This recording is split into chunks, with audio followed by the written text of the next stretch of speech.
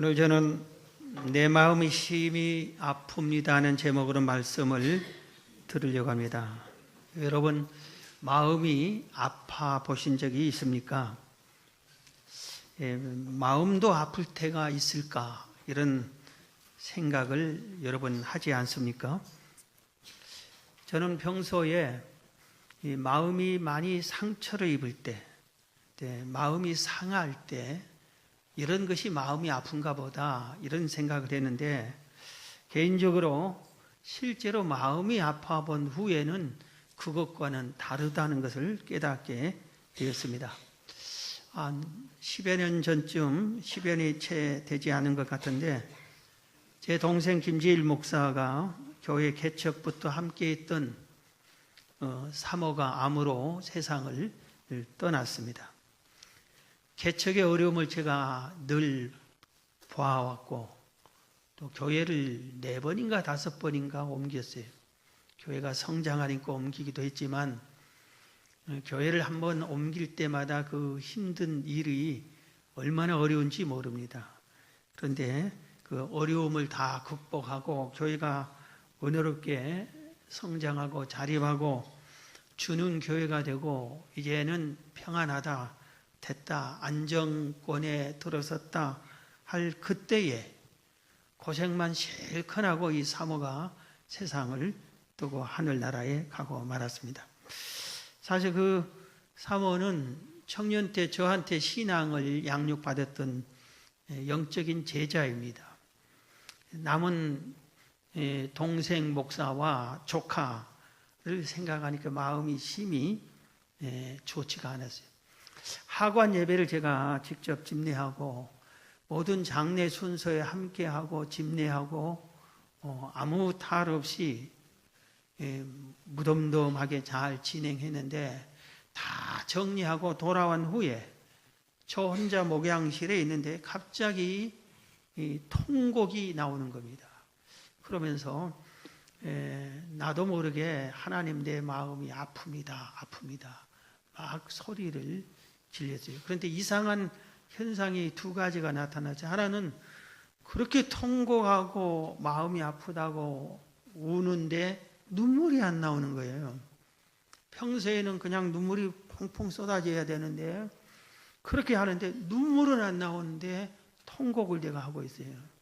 그 다음에 이 마음이 징을 울리면 땡 하면은 쥐 하고 울리는 것처럼 누가 내 마음을 그렇게 울리는 것 같아, 때리는 것 같아. 그래서 윙 하면서 마음이 막 아파오는 것 같았어요.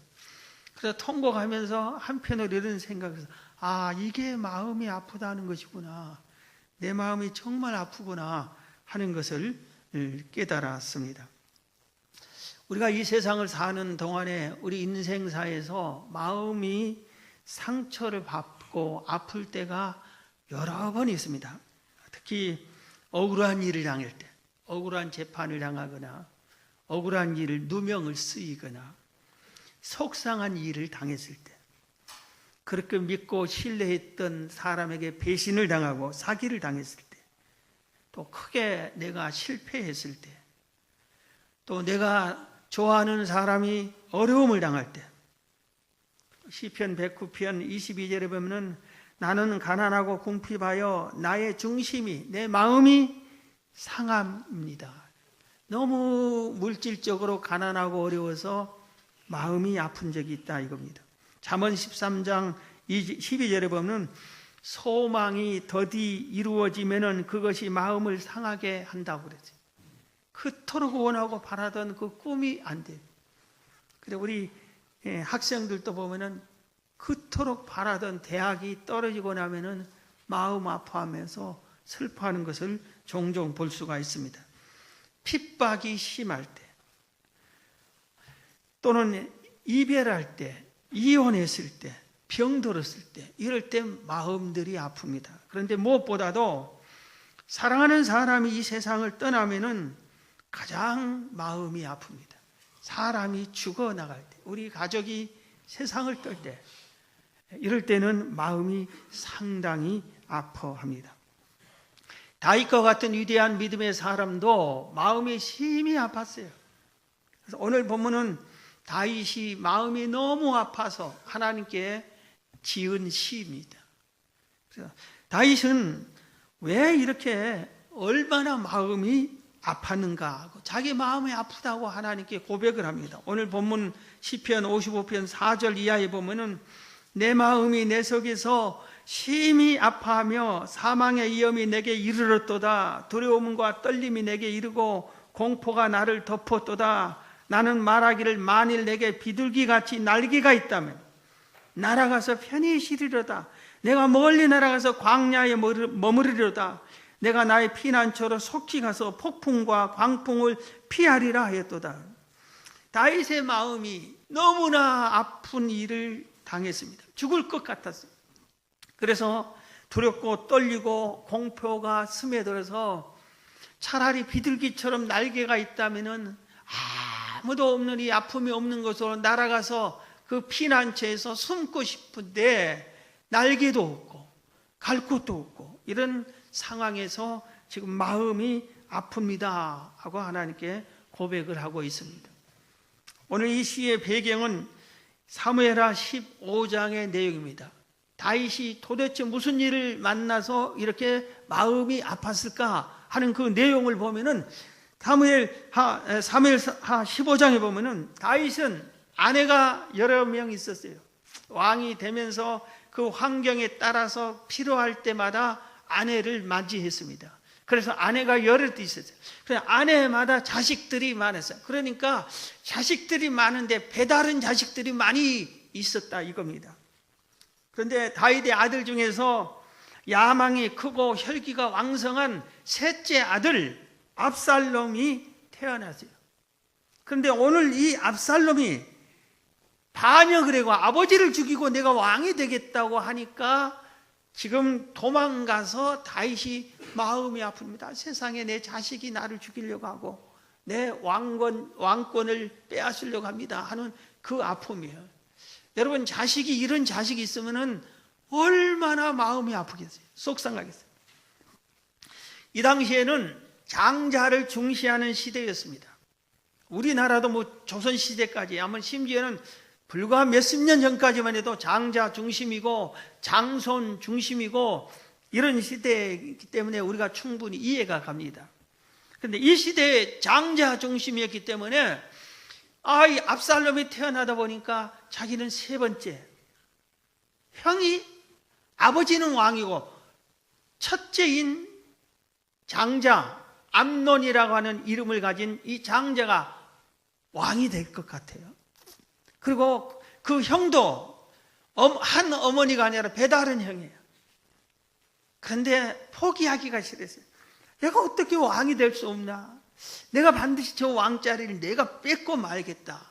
이런 야망을 품고 있는데 어쩌다가 형 암논이 큰 실수를 합니다. 압살롬의 여동생 다말이라고 하는 여동생인데 아주 예쁘고 아리따웠어요. 그런데 이 형이 배다른 형이 이 다말을 근친 상간이랍니까? 이 강간을 하고 맙니다. 그러니까 이 암논이 어떻게 했어요? 내 여동생을 배다른 형이 이렇게 못쓸 짓을 지었으니 죽이고 말겠다 생각하는데 그 당시에 어떻게 할 도리가 없는 겁니다. 왕의 시대에 왕의 눈에 받게 나면은 그건 난리가 나는 건데 왕이 인정하는 장자를 그랬다고 죽일 수도 없고 2년이나 참습니다. 그리고 계획을 세웁니다. 그래서 2년 후에 아버지 다윗이 그 일을 잊어버리고 형도 잊어버리고 형제들도 잊어버리고 이럴 때쯤 됐을 때 양털 깎는 것을 그날은 대개 그 시대에 축제를 했어요. 우리가 옛날에 벼 농사 수확하면 축제같이 꽹과리 치면서 풍악을 울리면서 농사를 짓고 하는 것을 본 적이 있어요. 그런 것처럼 양털을 깎는 이 축제 기간에 이 압살롬이 아버지 다윗에게 말합니다. 왕자들을 다 우리 집에 초청해서 잔치를 함께 누리고 싶습니다. 그러니까 다윗은 새까맣게 있고 그래? 그럼 그래라 허락합니다. 그래서 왕자들을 다 초청했어요. 첫째 맏아들 형님도 꼭 오십시오. 잘 대접해 드리겠습니다. 그러니까 암논도 간 겁니다. 가서 미리 계획을 짜서 자기 신하들에게 내가 신호를 보내면 저 형부터 죽여라. 그리고 다 죽여버려라. 내가 왕이 될 거다. 이겁니다.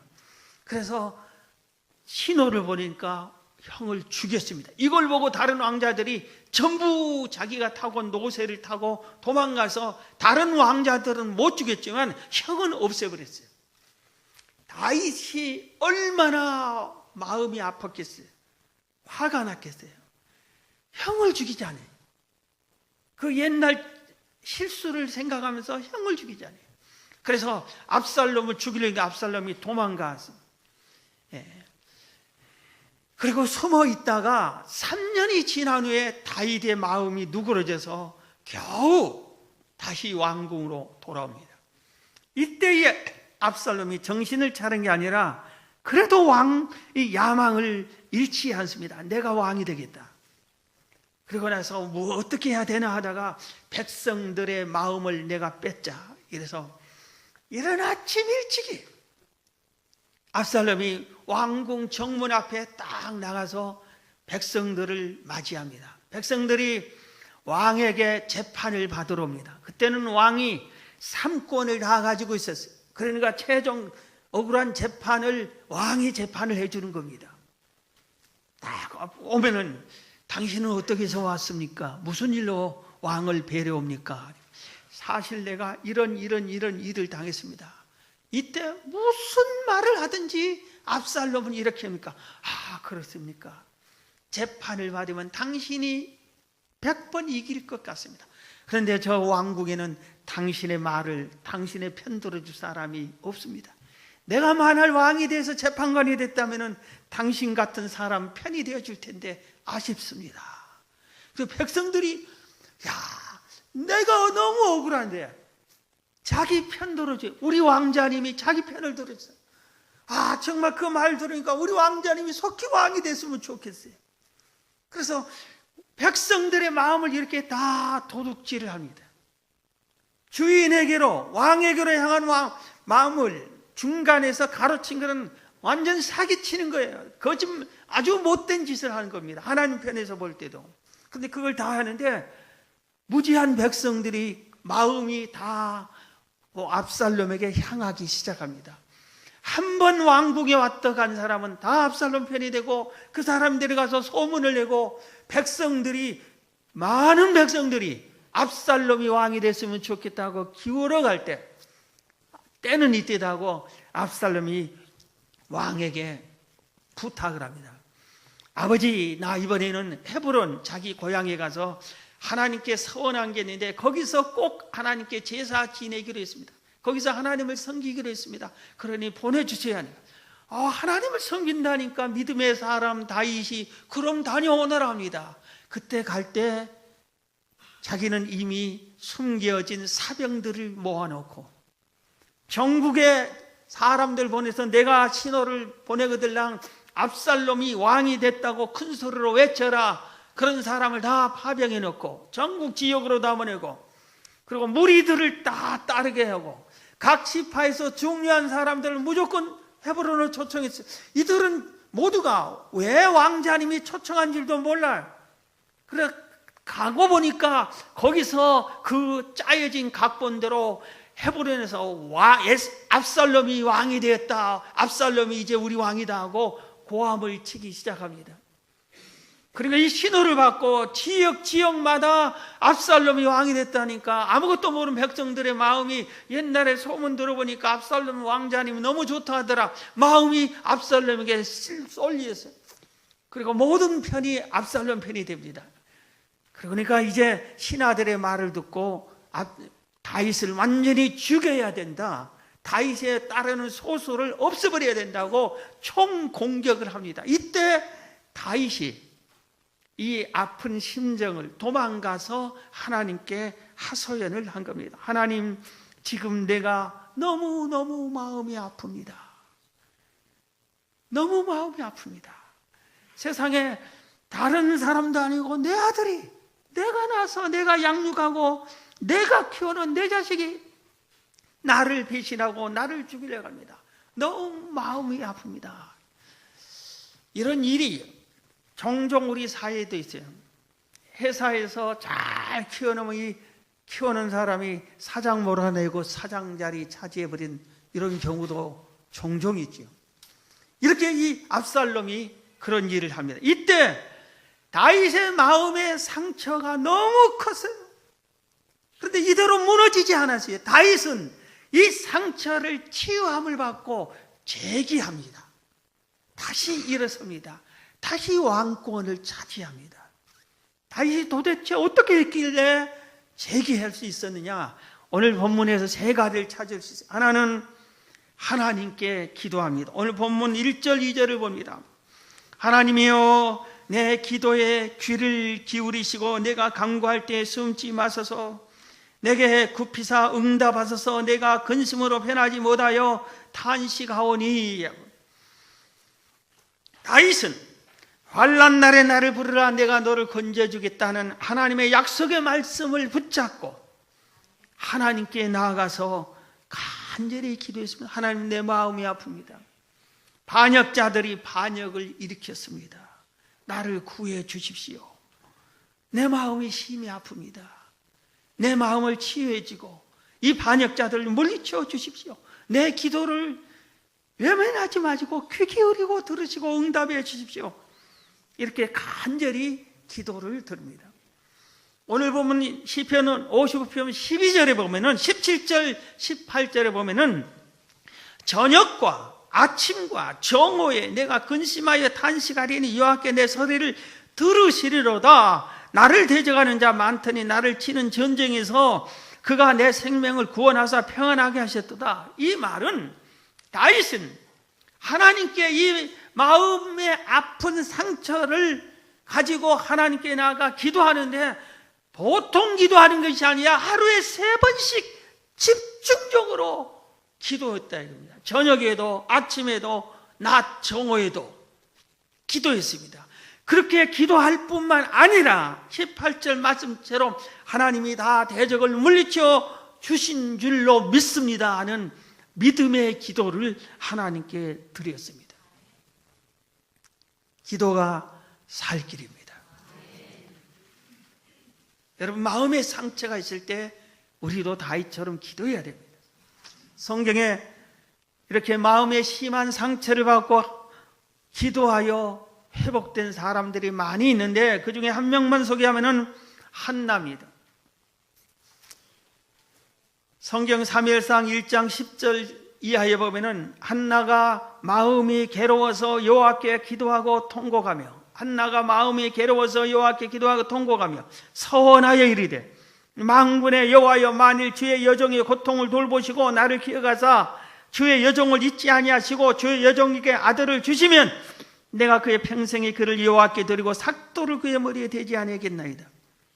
이스라엘에 가나안 땅을 점령하고 이제 이스라엘 나라를 세우는데 거기에 에브라임 산지에 엘가라는 사람이 있었어요. 이 사람도 아내가 둘이었어요. 한나와 브닌나. 그런데 이 브닌나는 자녀가 많았어요. 한나는 자녀를 하나도 못 낳았어요. 그런데 남편이 자녀를 많이 낳은 브닌나를 사랑한 게 아니라 자녀를 낳지 못했지만 이 한나를 지극히 사랑했어요. 그래서 브닌나 입장에서 보면은 약이 오를 대로 오른 겁니다. 예? 자녀도 못 낳아준 한나를 자기 남편이 더 자기보다 사랑하니까 시기하고 질투가 난 겁니다. 그래서 단둘이 있을 때 막 포부되는 거예요. 막 싸우는 거예요. 마음을 막 괴롭히는 겁니다. 견딜 수가 없는 거예요, 한나가. 이때 이 한나가 남편에게 찾아가서 하소연하지 않았어요. 친정집에 찾아가서 아픈 사연을 얘기하지 않았어요. 친구들에게도 얘기하지 않았어요. 브닌나와 직접 싸우지도 않았어요. 어디로 갔나? 하나님의 집으로 갔어요. 하나님의 집으로. 다윗처럼 하나님의 집으로 갔어요. 그리고 하나님께 마음에 괴로운 그 마음을 들고 통곡하면서 기도했어요. 하나님, 내가 자식이 없어 너무 이런 아픈 상처를 입습니다. 하나님, 나에게 자식을 주십시오. 아들을 주시면 이 자식을 다시 하나님께 바치겠습니다. 하나님께 간구했더니 하나님 한나의 마음을 깨끗이 치유해 주셨어요. 치유된 게 뭐예요? 아들을 주었어요. 아들도 보통 아들이 아니라 위대한 선지자 사무엘을 주었어요. 그래서 한나는 약속대로 품에 안고 살고 싶었지만 하나님께 바쳤어요. 그랬더니 하나님은 다시 한나에게 아들, 딸들을 더 많이 낳게 해 주셨습니다.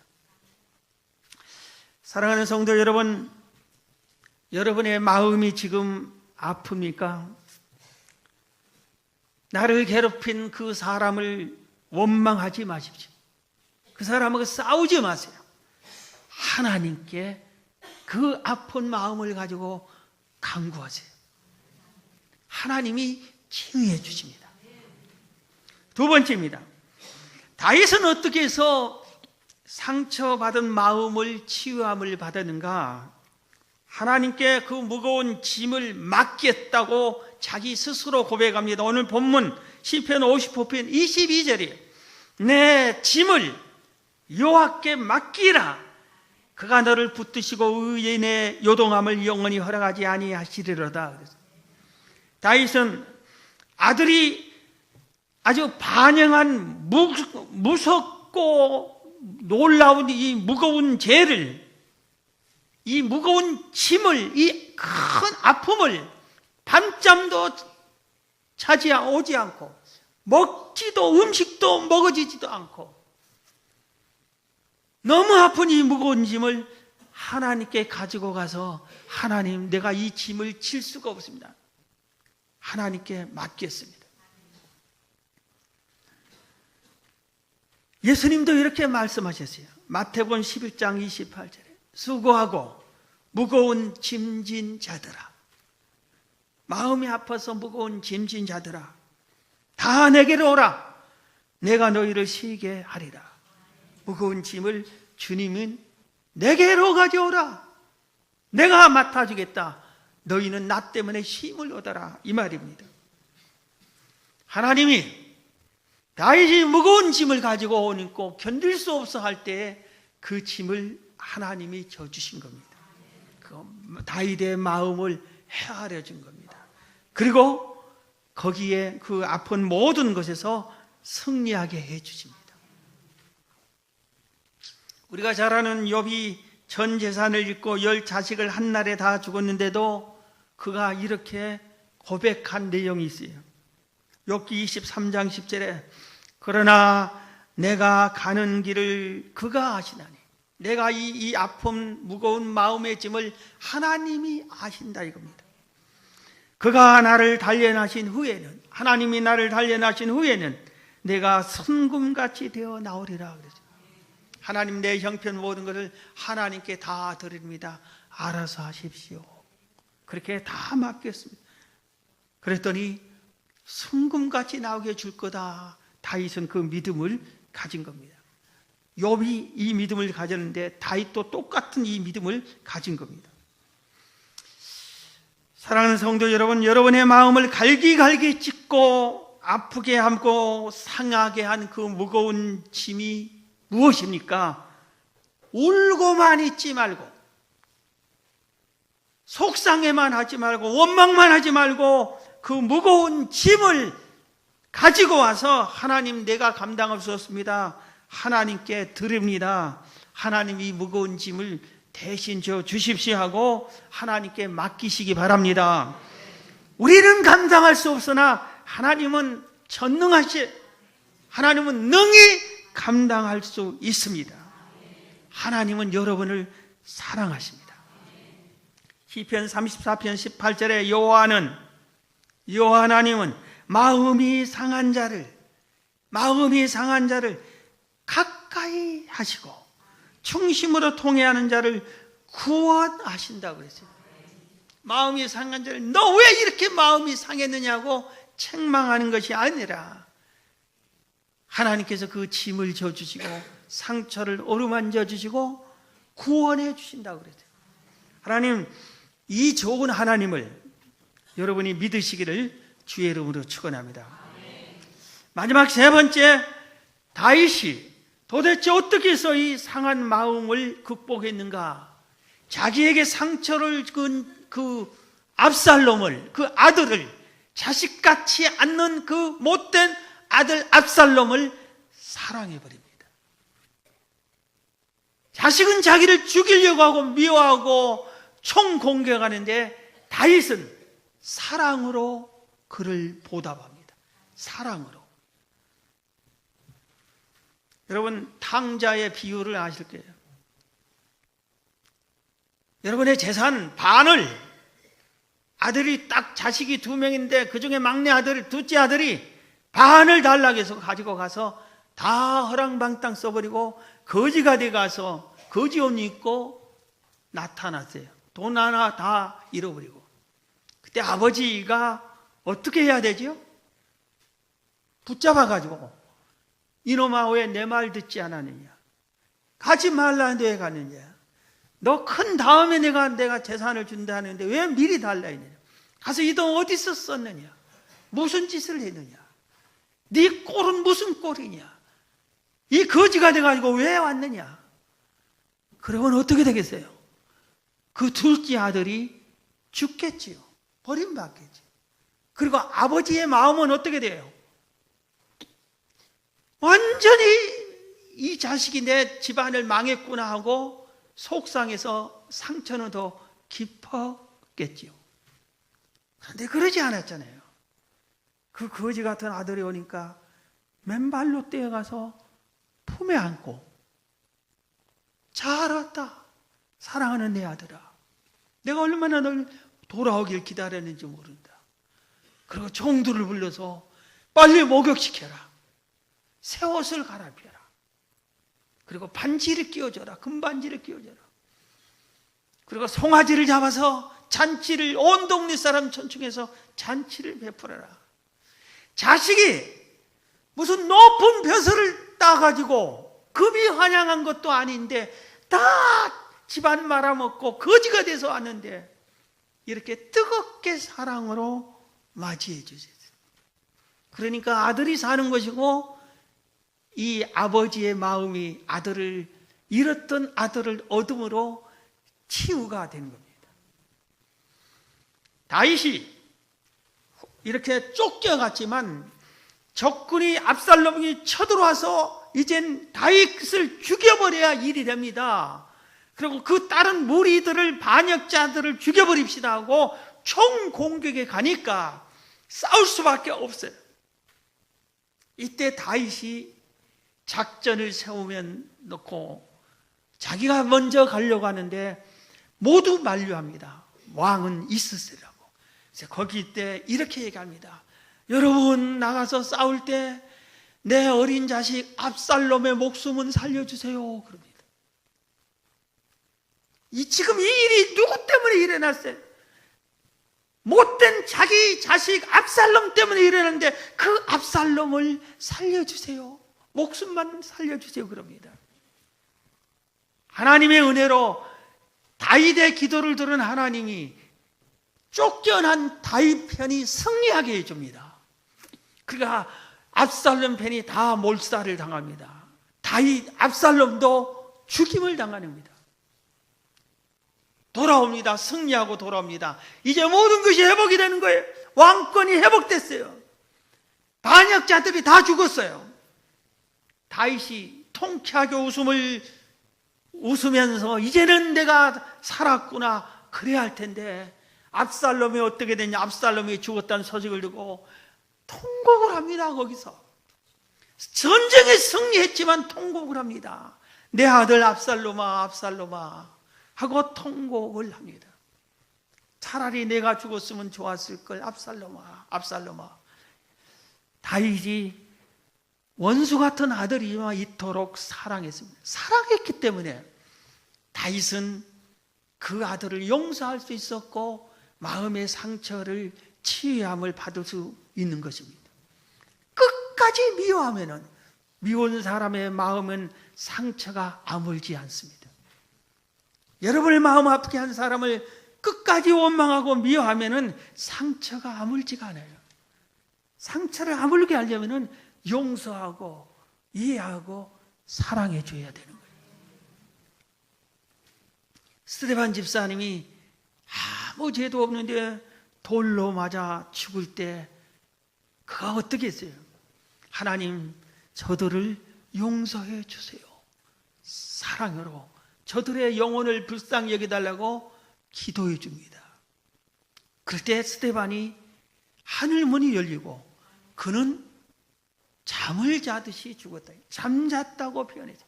돌로 맞으면 죽을 때 어떻게 했어요? 돌로 맞아 죽을 때 얼마나 아프고 고통스러우니까 인상을 쓰고 몸이 뒤틀리고 죽어야 되는데, 영을 쓰면서 죽어야 되는데 그들을 용서하니까, 돌을 던진 그 사람들을 용서해버리니까 잠을 자듯이 고요하게 평안하게 세상을 떴어요. 하늘 문이 열리고 그 영혼이 하늘로 간 겁니다. 사랑하는 성도 여러분에게 마음의 상처를 누가 주었습니까? 용서해 주세요. 그리고 사랑하세요. 그럴 때 여러분에게 평안이 옵니다. 여러분 지금 평안합니까? 마음의 기쁨과 소망과 희망이 넘쳐납니까? 그러면 상처가 없는 분이에요. 마음이 아픕니까? 속이 상합니까? 누군가 미워하고 싶고 다들 보기 싫고 그렇습니까? 당신의 마음에는 상처가 많습니다. 그런데 이 상처를 치유함을 받을 때는 용서와 사랑 외에 처방이 없습니다. 여러분, 내가 미워한 것을 계속 미워하고 용서하지 않으면 그가 상대가 죽기 전에 내가 먼저 병들어 죽습니다.